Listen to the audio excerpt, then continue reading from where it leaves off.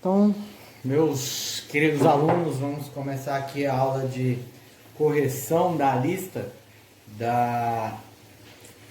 de química, né, de vocês.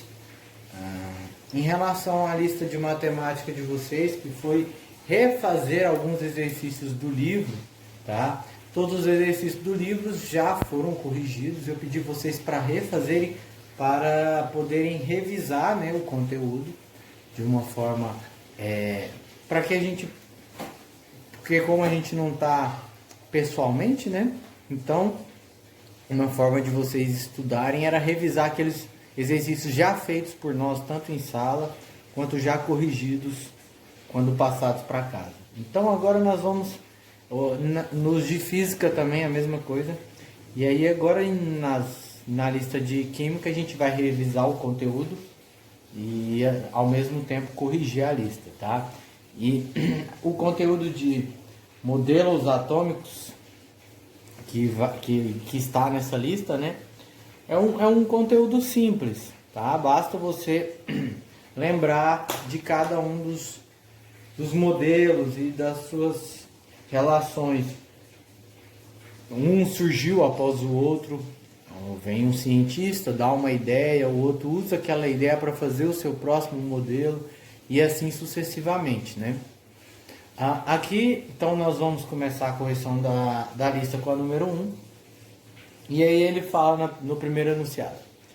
Uma importante contribuição do modelo de Rutherford foi considerar o átomo constituído de. Então a gente tem que ler aqui agora e perceber qual que é a diferença do Dalton para o Thomson para o Rutherford. O que o Rutherford trouxe de novo nesses modelos, né? Se você for lá no livro de vocês de química, na parte de química de vocês, no livro de ciências, vocês vão ver que Rutherford trouxe de novo as camadas dos elétrons em volta do núcleo, certo? Anteriormente, Thomson achava que essas cargas ficavam dentro do núcleo. E Dalton, que veio antes ainda, nem imaginava-se que existia carga no átomo, né? Então, Rutherford trouxe essa eletrosfera, essas camadas em volta do núcleo que carregavam partículas negativas, de energia negativa, certo? Nós vamos ter então na letra A, elétrons mergulhados numa massa homogênea de carga positiva. Isso é sobre o de Thomson. Então, na letra A está errada. Nós vamos ter então a letra B, uma estrutura altamente compacta de prótons e elétrons, também não, tá? Aí a gente também está falando ainda de Thomson. C, um núcleo de massa desprezível comparado com a massa dos elétrons. Não, é justamente o contrário.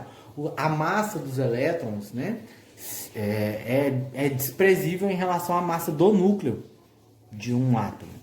Na D, uma região central com carga negativa chamada de núcleo. Não, o núcleo tem carga positiva, certo? E as camadas em volta sim têm cargas negativas, os chamados elétrons.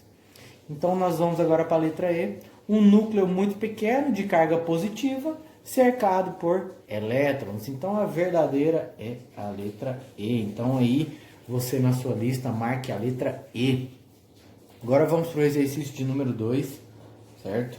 No exercício de número 2 ele pede para a gente relacionar os nomes dos cientistas com as descrições dos seus modelos, né? Nada difícil, certo? Então eu vou colocar aqui a primeira descrição aqui, segunda, terceira. E aí de acordo com a ordem que eu colocar aqui, vocês colocam na lista de vocês, tá?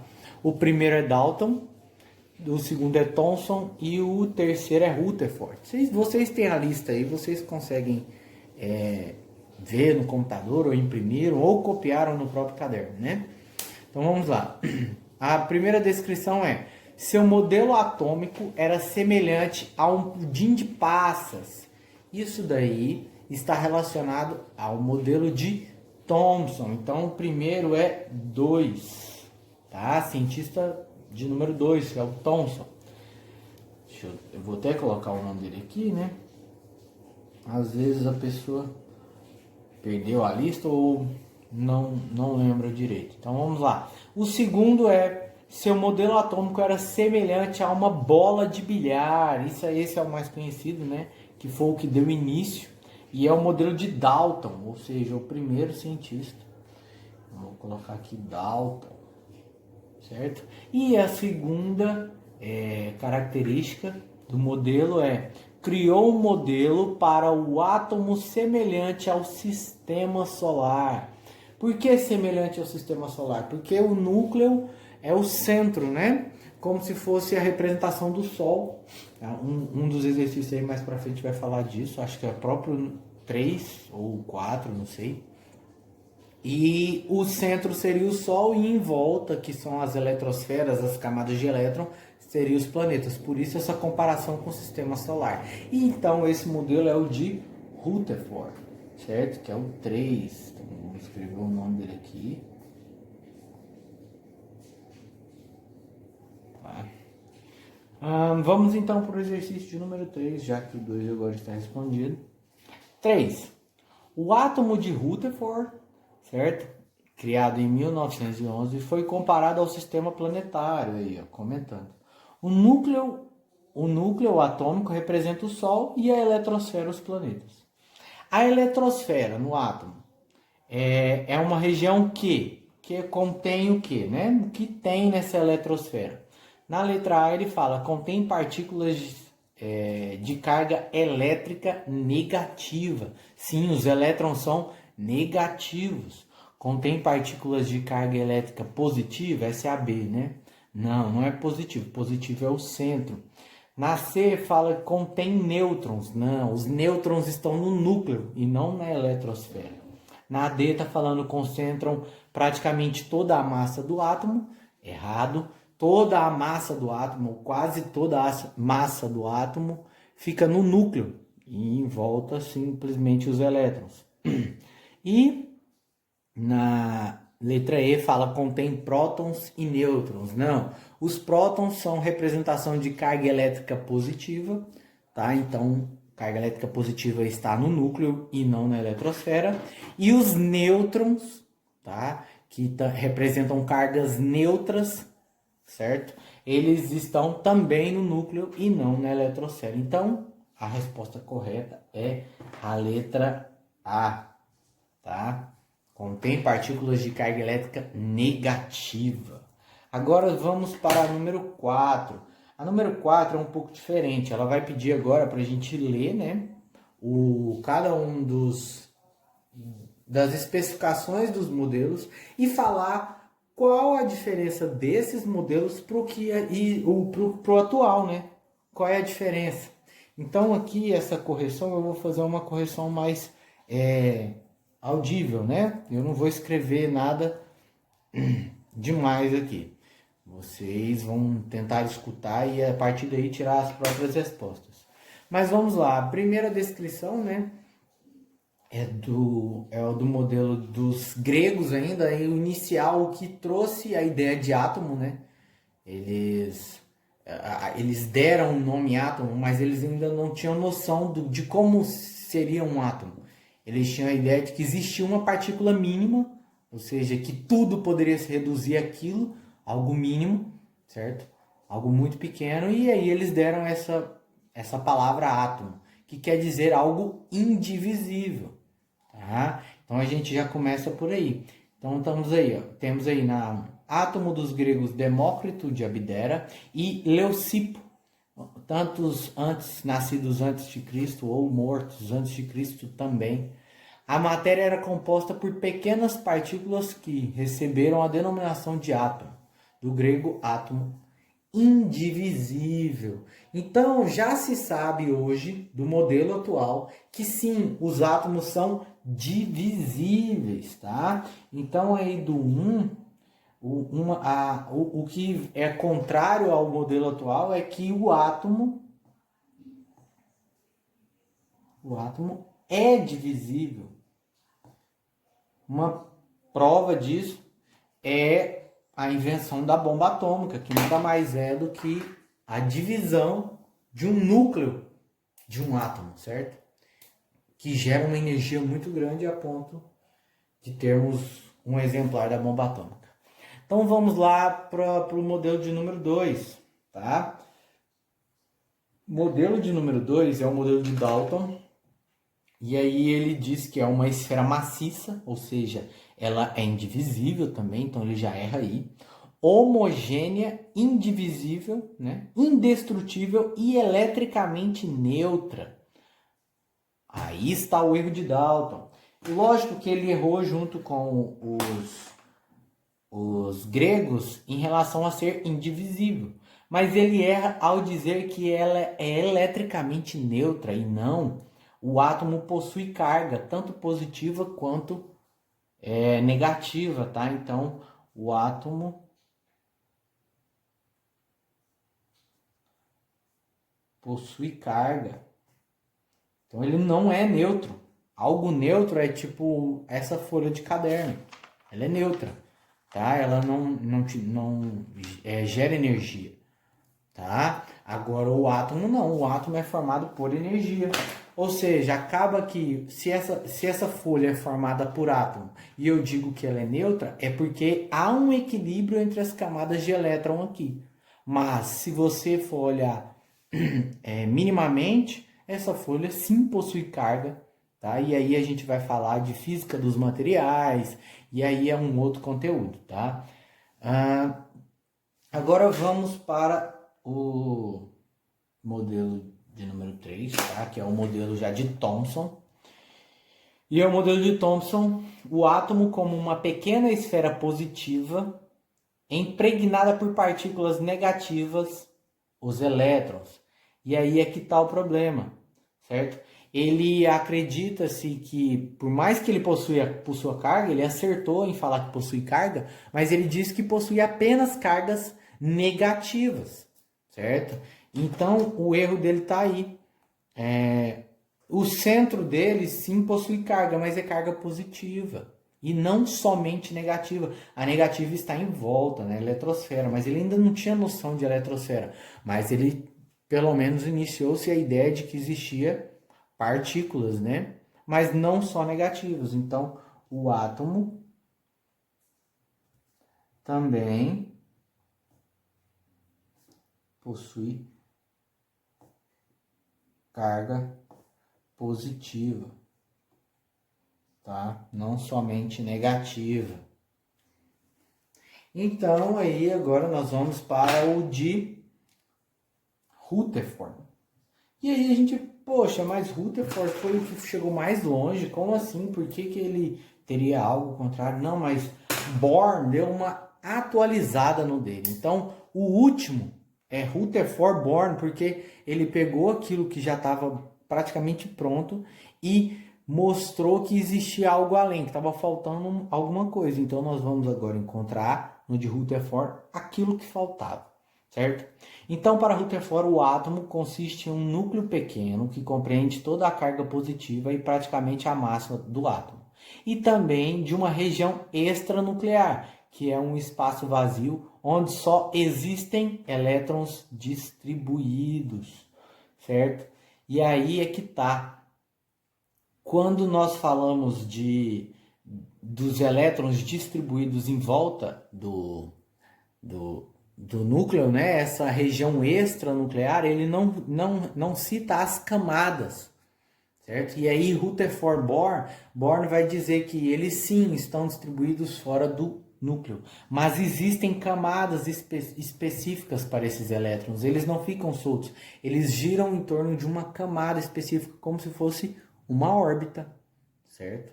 Então o que falta aí? Dizer que os elétrons estão dispostos em camadas. Então os elétrons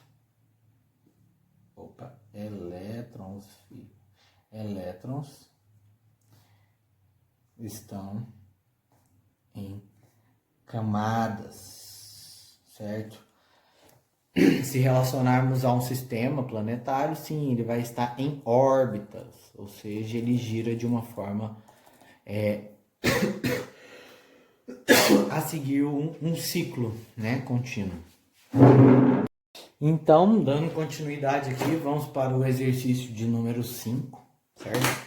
Então, vamos lá. Ele diz no exercício número 5. O primeiro modelo científico para o átomo foi proposto por Dalton em 1808. Este modelo foi comparado a... Então, no exercício anterior, ou acho que na número 3, ele já dava a resposta, que é o famoso bola de bilhar, certo? Então, a resposta correta é a letra D, tá? Dalton tinha o seu modelo de átomo, ou tem até hoje, comparado a uma bola de bilhar, por ser algo maciço, indivisível, como uma bola de bilhar. E aí, aqui agora no exercício número 6, no exercício número 6 vai mostrar essa relação da química, do átomo, dos modelos relacionados a algo palpável, né? Visual, que é a ideia dos fogos de artifício. E aí ele fala, a maioria dos exercícios que eu coloquei nessa lista são exercícios que já caíram em alguma prova de alguma universidade. Então, para vocês verem o nível desse conteúdo, certo? E que não é um conteúdo complicado, basta você entender cada um dos modelos, que não são muitos, né? São 4 apenas. Então, vamos lá. Fogos de artifício utilizam sais de diferentes íons metálicos misturados com um material explosivo. Quando incendiados, emitem diferentes colorações. Por exemplo, sais de sódio emitem cor amarela, de bário cor verde e de cobre cor azul. Essas são cores produzidas quando os elétrons excitados dos íons metálicos retornam para níveis de menor energia. O modelo atômico mais adequado para explicar este fenômeno é o modelo de... Se nós formos no modelo de Dalton, Dalton não possui camadas de salto de elétrons. Na verdade, nem elétrons existia no modelo de Dalton. No modelo de Thomson existiam elétrons, certo? Mas eles não estavam em camadas, eles estavam no núcleo. Então não tinha salto ali dentro, eles conviviam ali dentro daquela massa. O de Rutherford, esses elétrons estavam sim fora do núcleo, mas eles não tinham camadas para saltarem, eles estavam simplesmente espalhados em volta do núcleo, certo? Então, aonde que nós vamos ter essas camadas é no modelo de Rutherford-Bohr, que é a letra B, certo? E é onde a gente vai ter essas camadas e esses elétrons vão poder saltar de camadas, tá? Assim que excitados, eles vão para a camada maior e aí quando eles voltam para a camada de nível inferior, eles liberam essa energia que eles receberam. Eles recebem a energia da chama, né? Da explosão, né? E aí essa explosão dá essa carga, essa energia para ele salta e aí na volta dele ele libera essa energia de volta e cada material metálico libera uma cor diferente, certo? Então aqui na letra E fala um tal de Millikan, certo? Mas a gente não estudou nenhum modelo sobre a ver com Millikan, então era uma questão, uma alternativa a se desconsiderar, tá? Agora vamos para o 7. Para o exercício número 7 da lista, nós vamos associar as afirmações e seus respectivos responsáveis. Então nós vamos ler uma afirmação e tentar descobrir de quem é. Olha, todas as afirmações vêm no final com datas. Se a gente for levar em consideração a sequência dos modelos, é só a gente levar em consideração a sequência de datas e aí a gente vai saber, tá? Então, assim, lógico, se a gente tivesse num vestibular, numa prova, que você precisasse trabalhar tempo e não perder tempo, isso seria a melhor forma possível de responder. Mas como nós estamos aqui numa revisão, precisa retomar o conteúdo, a gente vai tratar afirmação por afirmação, tá? Então, a primeira afirmação fala: o átomo não é indivisível e a matéria possui propriedades elétricas, tá? Então ele diz que o átomo não é indivisível, certo? E também possui propriedades elétricas, tá? Mas essas propriedades elétricas não estão relacionadas à eletrosfera, tá? Ele não cita a eletrosfera, então pode-se dizer que a afirmação de número 1 é de Thomson. Então eu vou pôr o que é Thomson e depois a gente tenta achar a alternativa que encaixa com a sequência certinha, né? Então, a primeira afirmação é de Thomson. A segunda afirmação é: o átomo é uma esfera maciça. Esfera maciça, gente, lembramos de bola de bilhar e assim automaticamente lembramos de Dalton, tá? E aí, a terceira afirmação. Na terceira afirmação, citou a eletrosfera, a gente já começa a ter uma ideia de outro modelo que é o de Rutherford. O átomo é formado por duas regiões denominadas núcleo e eletrosfera. Simples, isso é Rutherford, tá? Então, nós vamos agora só encontrar qual é a alternativa que segue essa ordem. Thomson, Dalton e Rutherford, que é simplesmente a alternativa de letra B. A letra B segue exatamente essa sequência. Agora vamos para o exercício de número 8. Tá? Vou virar a folha aqui. Vou ajeitar o caderninho aqui para vocês verem. Vamos lá, exercício de número 8.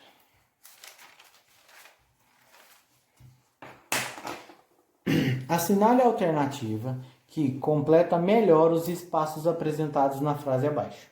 O modelo de Rutherford propõe que o átomo seria composto por um núcleo muito pequeno e de carga elétrica. A carga elétrica no núcleo é... Alguém se habilita a dizer? Viu tanto que é ruim a gente não ter aula presencial agora? A gente não pode ter essa interação, mas sim, o núcleo é de carga positiva, né? E aí depois ele fala que seria equilibrado por os nêutrons, as cargas de nêutrons, tá? E depois ele fala de carga elétrica que fica girando ao redor do núcleo, tá? Uma região periférica denominada eletrosfera. Então, vamos lá, vamos voltar na frase aqui e vamos compor. Então, a primeira é de carga positiva, que é equilibrado por... O que equilibra a carga positiva? O que equilibra a carga positiva? A carga negativa. Só que aqui ele pede, então, para que a gente encontre o nome dessa carga negativa, que é o próprio elétron. Então, carga positiva equilibrada por elétrons, tá? E de carga, ou seja, os elétrons têm carga negativa. É complicado esse tipo de exercício porque você tem que ler o enunciado e entender o que ele está pedindo, certo? Se você pega ali e esquece do... Porque ele fala que seria equilibrado por...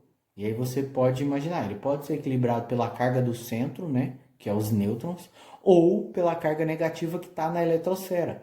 Automaticamente, quando você percebe que ele pergunta a carga desse elemento, os nêutrons não têm carga. Então, se ele te pergunta uma carga, ou é positiva ou é negativa. Como nós já tínhamos falado de carga positiva, automaticamente sobra a carga negativa, que são dos elétrons, que ficam girando ao redor do núcleo numa região periférica denominada eletrosfera. Certo? Então é só a gente achar agora essa sequência, que vai estar no positivo, elétrons, negativa, eletrosfera é a alternativa de letra D. Certo? Agora vamos para o último exercício, e não menos importante, de número 9. Em relação ao modelo atômico de Rutherford, julgue os itens a seguir como verdadeiros ou falsos. Então agora a gente vai ver cada uma das alternativas, ler. Elas têm que estar relacionadas verdadeiramente ou falsamente em relação ao modelo de Rutherford, certo? E a gente vai dizer se é falso ou verdadeiro. Na letra A ele fala: esse modelo baseia-se em experimentos com eletrólise de soluções de sais de ouro. Não tem nada a ver com eletrólise. Sim, ele usa experimentos mais de feixe de raios betas, né, de carga radioativa em placas de ouro para para entender como é que funciona mais ou menos um átomo, se ele possui núcleo, cargas em volta, tá? Então a letra A é falsa. Na letra B ele fala, ele apresenta a matéria constituída por elétrons em contato direto com os prótons. Não vai ter contato direto. Os prótons, que são as cargas positivas, vão estar no núcleo e as cargas negativas, que são os elétrons, vão estar na eletrosfera. Então é falsa. Na letra C, o modelo foi elaborado a partir de experimentos em que uma fina lâmina de ouro era bombardeada por partículas, aqui ele põe alfa, né? Então, partículas alfa, sim, ele descobriu esse modelo justamente fazendo esse experimento. Esse experimento é detalhado com um desenho no livro de vocês, tá? Numa placa fina de ouro, ele vai bombardear essas cargas e aí ele vai perceber que algumas cargas são desviadas, outras atravessam, outras cargas vão ter um grande desvio, outras pequeno desvio, e aí ele vai entender que a que passou direto, o contato com o ouro foi diferente daquela que teve um pequeno ou um grande desvio, tá? E aí ele entende que existe um centro de massa, tá? E existem cargas negativas ou cargas, né, ao entorno, e depois ele descobre que são cargas negativas. Então a C é verdadeira. Na D, segundo esse modelo, só é permitido ao elétron ocupar níveis energéticos nos quais eles se apresentam com valores de energia múltiplos inteiros de um fóton. E aí é que tá. Nós estamos falando do modelo atômico de Rutherford.